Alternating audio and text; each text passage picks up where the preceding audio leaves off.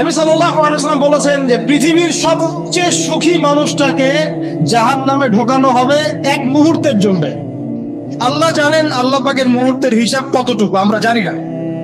অল্প সময়ের জন্য পৃথিবীর সবচেয়ে সুখী মানুষটাকে জাহান্নামে ঢোকানো হবে, ঢুকিয়ে বের করে আনা হবে। বলবে, তাকে বলা হবে, তুমি কি দুনিয়াতে সুখে ছিলে? দুনিয়াতে কি সুখে ছিল তুমি?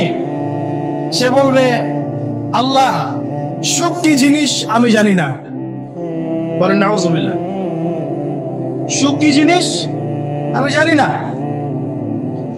আবার পৃথিবীর সবচাইতে দুঃখী মানুষটাকে আল্লাহ পাক এক মুহূর্তের জন্য জান্নাতে ঢোকাবেন, ঢুকিয়ে আবার বের করে নিয়ে আসবেন।